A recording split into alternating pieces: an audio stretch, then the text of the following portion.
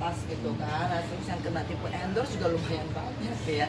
Nah terus sampai aku ada juga yang ngotot sampai aku bilang gini, ya Allah kalau ngotot aku juga bingung gitu kan. Biasanya kan kalau endorse itu langsung ditransfer ke rekening artisnya ya, nggak ada via dan ini semua banknya beda-beda, ada yang pakai Bank Jago, ada yang pakai BRI, ada yang pakai BCA gitu. Nah tapi kalau misalkan saya tuh banyak yang bilang kan ya udah Mbak coba diusut gini, aku bilang udahlah aku nggak punya kemampuan untuk itu kan, negara sesungguhnya mempunyai kewenangan untuk itu.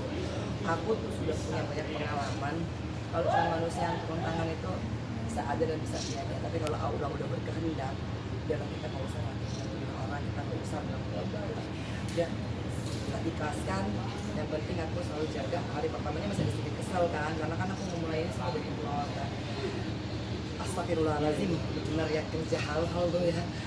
Kalau dulu kan aku kan gampang ya ini itu ya. Nah, kalau sekarang ini bener-bener kerja halal juga ujiannya banyak gitu mas. Sampai aku nggak bisa lagi kan untuk menggaji beberapa karyawan kan. Akhirnya aku juga minta kepada mereka kayak Ios, kayak Bella gitu, kayak Opong, Ibu lagi nggak punya budgetnya mepet banget gitu ya. Jadi ya akhirnya juga harus terang kerjaku sendiri semuanya dari bikin sambal, dari gulai cabai gitu kan.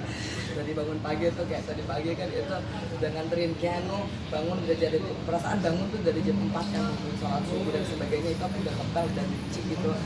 Pas habis sholat subuh aku langsung dandan dan aku harus misi di masjid di Magelang.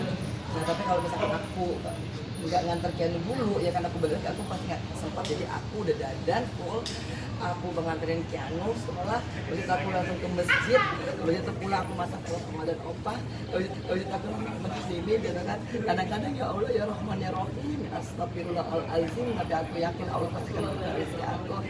Dan kerja halal itu walaupun capek sekarang itu insya Allah aku terus yakin dengan aku terus bertawakal. Kalau dirupiahkan berapa? Ratusan itu.